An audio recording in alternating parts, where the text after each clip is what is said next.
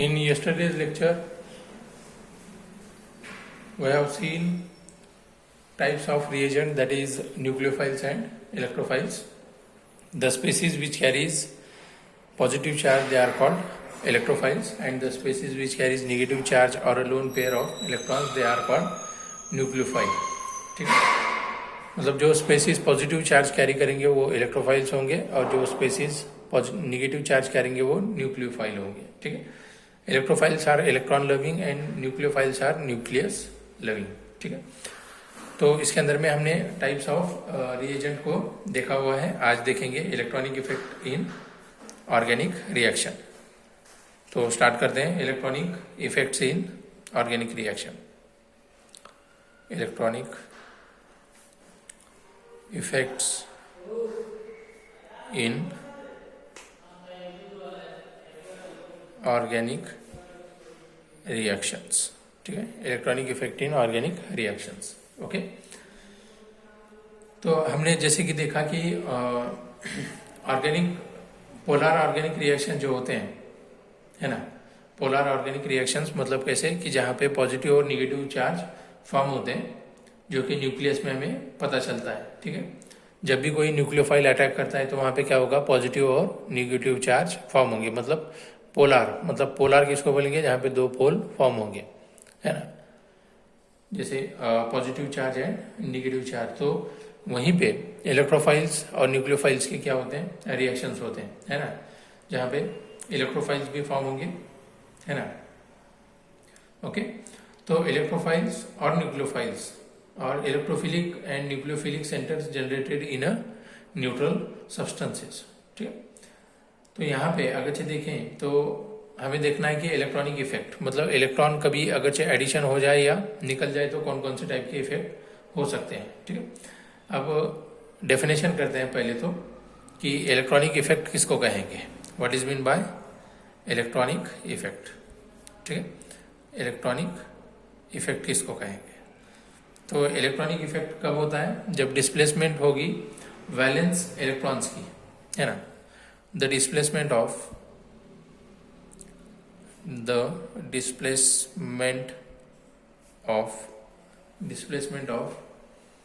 valence electrons displacement of valence electrons resulting in polarization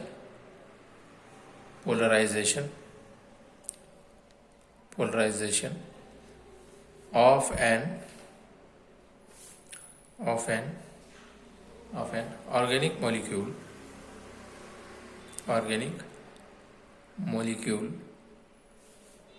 called electronic effect, है ना.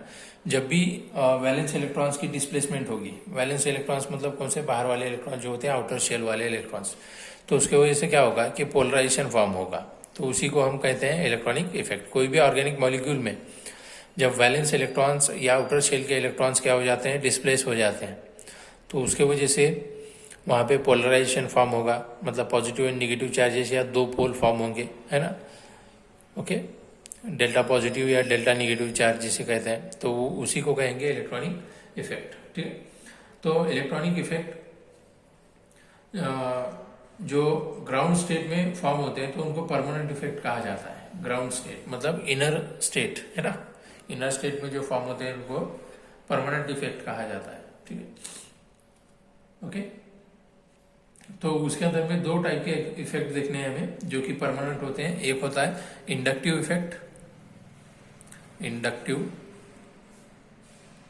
Effect और second आएगा resonance effect.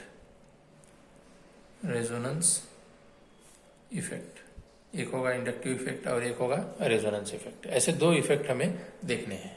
ठीक है, तो अब ये दो इफेक्ट देखते वक्त में हमें वन बाय वन एक एक देखना है कि इंडक्टिव इफेक्ट मतलब होता क्या है, इंडक्टिव इफेक्ट किसको कहेंगे. ठीक है, और दूसरे भी होते हैं, टेम्पररी इफेक्ट भी होते हैं, है ना, जहाँ पे सबस्ट्रेट में से डिस्प्लेसमेंट ऑफ इलेक्ट्रॉन होगी तो वो टेम्पररी इफेक्ट होते हैं. ठीक है, जिसको इलेक्ट्रोमेरिक इफेक्ट और पोलराइजेबिलिटी इफेक्ट भी कहा जाता है। ओके, कुछ परमानेंट होते हैं और कोई टेम्पररी होते हैं। तो अभी फर्स्ट ऑफ ऑल हम देखेंगे, स्टार्ट करेंगे इंडक्टिव इफेक्ट से। इंडक्टिव इफेक्ट से स्टार्ट करेंगे, ठीक है। तो ये सारे इफेक्ट कहाँ नजर आते हैं हमें? कोवेलेंट बॉन्ड में नजर आते हैं, है ना। टू एटम जो होते हैं जिनकी इलेक्ट्रोनिगेटिविटी क्या होनी चाहिए? डिफरेंट होनी चाहिए। सेम इलेक्ट्रोनिगेटिविटी जहाँ पे एटम्स की होगी तो वहाँ पे हमको ऐसे टाइप के इफेक्ट नजर नहीं आएंगे। क्यों नहीं आएंगे? क्योंकि दोनों की इलेक्ट्रोनिगेटिविटी अगर सेम होगी तो वहाँ पे positive and negative charges form ही नहीं होंगे, बराबर, ठीक है। तो उसको हम डिफरेंशिएट नहीं कर सकते। हम जहाँ पे electronegativity between two items different होगी तभी जाके हम क्या कर सकते हैं? ये इंडक्टिव इफेक्ट फॉर्म बता सकते हैं, ठीक है। ठीक, तो यहाँ पे इंडक्टिव इफेक्ट का फॉर्म होगा जहाँ पे दो डिफरेंट एटम्स होंगे, है ना। तो उनके अंदर में इलेक्ट्रोनिगेटिविटी पावर क्या होगी, है ना, डिफरेंट होगी, तभी बता सकते हैं। जैसे फॉर एग्जांपल मान लो कि यहाँ पे मैं इफेक्ट, यहाँ पे एक एग्जांपल देखेंगे, CH3 CH2 single bond Cl, ऐसे कोई है, ठीक है। तो ये कार्बन नंबर 1 है, हमारा कार्बन नंबर 2 है, बराबर, ठीक है। तो यहाँ पे अगर हम देखें तो कार्बन से इलेक्ट्रोनिगेटिविटी ज्यादा होगी, मोर होगी किसकी? क्लोरीन की। तो यहाँ पे इलेक्ट्रॉन्स किसकी ओर जाने लगेंगे? क्लोरीन की तरफ। क्लोरीन मोर इलेक्ट्रोनिगेटिव होने की वजह से क्या करेगा? इलेक्ट्रॉन्स को अपनी ओर खींचेगा। तो इलेक्ट्रॉन्स जब इसके तरफ जाएंगे तो यहाँ पे चार्ज बनेगा निगेटिव, और इस कार्बन पे चार्ज बनेगा पॉजिटिव, और इस कार्बन पे चार्ज बनेगा, है ना, डेल्टा डैश पॉजिटिव, ऐसे टाइप से, है ना। मतलब कार्बन पे चार्ज बनेंगे पॉजिटिव और क्लोरीन पे चार्ज बनेगा निगेटिव, ठीक है। तो ये किस वजह से हुआ? इंडक्टिव इफेक्ट की वजह से। क्यों? क्योंकि chlorine is more electronegative than carbon atom, that's why it gains और pulls bonding electron pair towards itself, that's why chlorine carries negative charge and carbon carries positive charge. यहाँ पे कार्बन नंबर दिए हमने, जैसे मान लो कि कार्बन नंबर 1 पे delta positive charge form हो गया, कार्बन नंबर 2 पे डेल्टा डैश पॉजिटिव या डेल्टा डबल पॉजिटिव चार्ज, ऐसे भी दे सकते हैं, ठीक है। ओके, तो ये क्या होता है? क्लोरीन मोर इलेक्ट्रोनिगेटिव होता है कार्बन से, जिसकी वजह से क्या होता है? कार्बन में जो बॉन्ड होता है तो वहां से इलेक्ट्रॉन्स क्या होने लगते हैं? शिफ्ट होने लगते हैं क्लोरीन की तरफ, ठीक है, ठीक है। तो ये कार्बन से क्लोरीन क्या करेगा? फर्स्ट कार्बन से इलेक्ट्रॉन खींचेगा, तो ये कार्बन क्या करेगा?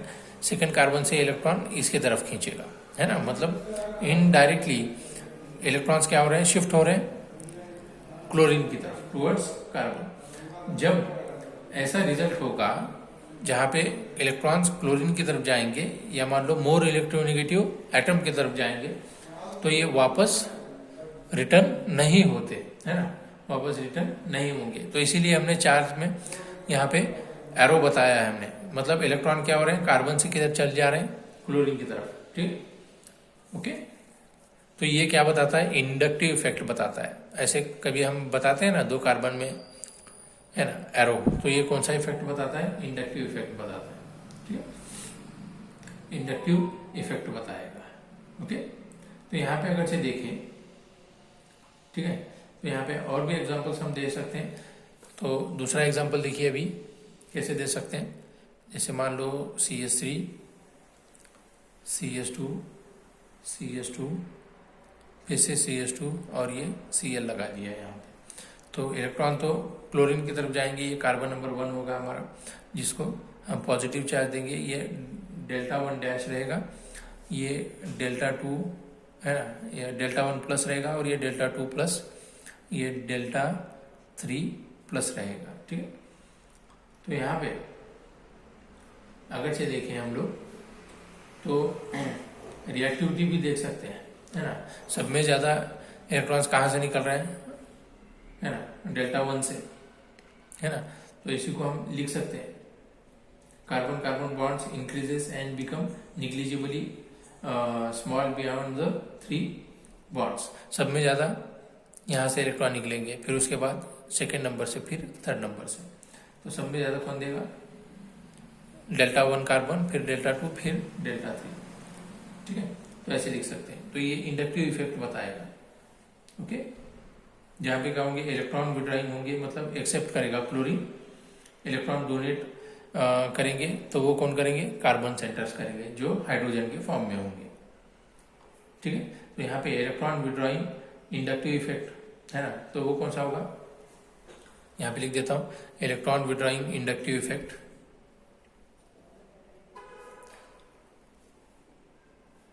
इलेक्ट्रॉन विड्रॉइंग इंडक्टिव इफेक्ट और निगेटिव इंडक्टिव इफेक्ट, इसी को बोला जाएगा, क्या बोलेंगे, निगेटिव इंडक्टिव इफेक्ट, है ना। दो टाइप के होते हैं इफेक्ट, एक पॉजिटिव इंडक्टिव इफेक्ट और एक निगेटिव। तो ये कौन से होंगे, निगेटिव इंडक्टिव इफेक्ट। ठीक है, तो वो कौन से हैं निगेटिव इंडक्टिव इफेक्ट, जैसे मान लो आयोडीन है ना, माइनस आई इफेक्ट कहा जाता है। इंडक्टिव इफेक्ट को क्या कहते हैं, माइनस आई इफेक्ट। तो माइनस आई इफेक्ट ये इंडिकेट करते हैं, इंडक्टिव इफेक्ट को माइनस आई प्लस आई दो टाइप से करते हैं। तो यहाँ पे हम देख रहे हैं निगेटिव इंडक्टिव इफेक्ट। तो निगेटिव इंडक्टिव इफेक्ट शो करने वाले, मतलब इलेक्ट्रॉन विड्रॉ करने वाले, उसके एग्जाम्पल कौन से दे सकते हैं हम लोग, NO2 है, नाइट्रो ग्रुप हो सकता है, फिर साइनाइड ग्रुप, ये भी इलेक्ट्रॉन विड्रॉ करेंगे, फिर एसिडिक ग्रुप COOH ग्रुप, ये भी इलेक्ट्रॉन विड्रॉ करेंगे, फिर ईस्टर ग्रुप, ये भी इलेक्ट्रॉन विड्रॉ करेंगे, है ना। फिर उसके बाद में आराइल ऑक्सी ग्रुप, जैसे मान लो कि ये OAR है ना, ये आराइल मतलब एरोमेटिक होता है, मतलब बेंजीन रिंग होगी। तो ये सारे कैसे हैं, निगेटिव इंडक्टिव इफेक्ट बताते हैं। मतलब कोई ऑर्गेनिक कंपाउंड में अगर से इनमें से कोई फंक्शनल ग्रुप अगर प्रेजेंट होता है तो वो कौन सा इफेक्ट शो करेंगे बच्चों, निगेटिव इंडक्टिव इफेक्ट या माइनस आई इफेक्ट शो करेंगे। ठीक है, तो ऐसे ही हम लोगों को देखना है। अब देखेंगे हम पॉजिटिव इंडक्टिव इफेक्ट कौन कौन से बताते हैं। पॉजिटिव इंडक्टिव इफेक्ट मतलब क्या होते हैं, यहाँ पे ये अगर से ग्रुप अगर कोई ऑर्गेनिक कंपाउंड में होंगे तो ये इलेक्ट्रॉन को खींच लेंगे अपनी ओर, है ना। अब प्लस आई इफेक्ट क्या करेंगे, प्लस आई इफेक्ट वाले क्या करेंगे, इलेक्ट्रॉन क्या करेंगे, रिंग को देंगे, है ना, रिंग को दे देंगे। जैसे ये विड्रॉ कर रहे थे वो डोनेट करेंगे। इलेक्ट्रॉन रिलीजिंग और इलेक्ट्रॉन डोनेटिंग, मतलब ये क्या रहेगा, पॉजिटिव इंडक्टिव इफेक्ट रहेंगे, जो इलेक्ट्रॉन क्या करेंगे, डोनेट करेंगे। ठीक है, तो इलेक्ट्रॉन डोनेट करने वाले कौन से हैं, जैसे आपने देखा CH3 होगा, इलेक्ट्रॉन क्या करेगा, डोनेट करेगा, तो ये प्लस आई इफेक्ट बताएगा। तो और कौन से दे सकते हैं, ऐसे बहुत सारे एग्जाम्पल दे सकते हैं, है ना, बहुत सारे। जैसे मान लो ये CH2 CH3, तो ये इलेक्ट्रॉन डोनेट करते हैं, ये करेगा, ये करेगा। ठीक है, तो ये सारे क्या करते हैं, इलेक्ट्रॉन डोनेट करते हैं बच्चों। आ गया समझ में। तो ये पॉजिटिव एंड इंडक्टिव इफेक्ट हो गया। अब हमें आगे देखना है रेजोनेंस स्ट्रक्चर। क्या देखना है, रेजोनेंस स्ट्रक्चर। नेक्स्ट पॉइंट पे हम देखेंगे रेजोनेंस स्ट्रक्चर को। ओके, फिर रेजोनेंस स्ट्रक्चर के बाद में और एक टर्म आएगी हमारे पास, एक रहेगी। अब यहाँ पे रेजोनेंस स्ट्रक्चर में हमें क्या देखना है कि हाइपर कॉन्जुगेशन देखना है, और रेजोनेंस स्ट्रक्चर में हमें दो टाइप के स्ट्रक्चर देखने हैं, plus are effect and minus are effect. और रेजोनेंस स्ट्रक्चर किसको कहेंगे, एक्चुअली 3 पॉइंट है, एक रेजोनेंस स्ट्रक्चर, रेजोनेंस इफेक्ट और हाइपर कॉन्जुगेशन। तो 3 पॉइंट के बाद हमारा ये चैप्टर क्या होगा, क्लियर हो जाएगा। ओके, तो 3 पॉइंट के बाद क्लियर करेंगे। तो अब रेजोनेंस स्ट्रक्चर हमें देखने हैं, फिर उसके बाद रेजोनेंस इफेक्ट भी देखना है। ठीक है, तो यहाँ पे हम लोग एग्जाम्पल रेजोनेंस स्ट्रक्चर में दे सकते हैं, किसका एग्जाम्पल, किसका दे सकते हैं, बेंजीन का, simple example and the best example we use in our syllabus resonance structure, है ना। जैसे हम कार्बन हाइड्रोजन में बॉन्डिंग बता सकते हैं। ओके, तो उसको रेजोनेंस स्ट्रक्चर में कैसे यूज करेंगे हम लोग, वो भी देखेंगे। रेजोनेंस स्ट्रक्चर, तो रेजोनेंस स्ट्रक्चर क्या होता है बच्चों की, जैसे मान लो कि मैं यहाँ पे एक एग्जांपल लिख देता हूँ। जैसे ये हमने रिंग निकाल दी जिसके अंदर में मान लो alternate single and double bond. जैसे हम एग्जांपल दे सकते हैं C6H6 का। ये C6H6 का क्या है, स्ट्रक्चरल फॉर्म है ना, रेजोनेंस स्ट्रक्चर, मतलब जहाँ पे रेजोनेंस स्ट्रक्चर मतलब क्या रहेगा कि साइक्लिक रिंग रहेगी, उसके अंदर में single and double bond alternate रहेंगे। यहाँ पे double single double single double single ऐसे। तो यहाँ पे हम अगर देखें तो साइक्लिक स्ट्रक्चर होगा बेंजीन का, है ना, जिसके अंदर में अल्टरनेट कार्बन कार्बन सिंगल और कार्बन कार्बन डबल बॉन्ड होंगे, ठीक है। जिसके अंदर में हम कार्बन कार्बन डबल बॉन्ड जो होते हैं तो उनकी जो बॉन्ड लेंथ होती है, मतलब कार्बन कार्बन डबल बॉन्ड, है ना, तो उनकी लेंथ जो होती है वो होती है 154 पिकोमीटर, जैसे पीएम में लिख सकते हैं, है ना। ओके, आ गया समझ में। कार्बन कार्बन सिंगल, ये रही कार्बन कार्बन सिंगल बॉन्ड, और यहाँ पे कार्बन कार्बन डबल बॉन्ड की 133 पिकोमीटर, ठीक है। Carbon carbon single and carbon carbon double bond में ये क्या रहेगी, बॉन्ड लेंथ रहेगी, ठीक है। जैसे अगर फिगर अगर देखें तो हम लोगों को ये चीजें पता चल जाएंगी। ओके, डबल बॉन्ड में 133 और सिंगल बॉन्ड में 154 पिकोमीटर। तो ईच एंड इक्वल अगर से देखें तो यहाँ पे सिंगल बॉन्ड नजर आ रहा है तो ये 154 रहेगी, यहाँ पे डबल अगर से नजर आ रहा है तो ये 133 रहेगी, फिर से 154, फिर 133, 154 और 133, ऐसे टाइप से ये क्या रहेगी, बॉन्ड लेंथ रहेगी कार्बन कार्बन सिंगल और डबल बॉन्ड की, ठीक है। ठीक है, बेंजीन को, अब इसी बेंजीन को हम और एक टाइप से लिख सकते हैं, जैसे ये देखिए, ऐसे भी बता सकते हैं, मोस्ट करेक्ट स्ट्रक्चर ऑफ ये बेंजीन का, ये सिंगल डॉटेड फॉर्म में हम अल्टरनेट क्या कर रहे हैं, बॉन्ड को शो कर रहे हैं, ठीक है। जिससे कि क्या पता चलता है, ईच एंड एवरी बॉन्ड क्या होता है, all the bond length are equal, ऐसे बता सकते हैं, ठीक है। All the bond length are equal, ऐसे बता सकते हैं। ओके, है ना। अब यहाँ पे कॉन्जुगेटेड सिस्टम के अंदर में alternate single and double bond जब नजर आते हैं तो उसको बोलते हैं कॉन्जुगेटेड सिस्टम, जहाँ पे सिंगल डबल ऐसे चेन क्या होगी, रिपीट होगी, तो इसी को कहा जाता है कॉन्जुगेटेड सिस्टम।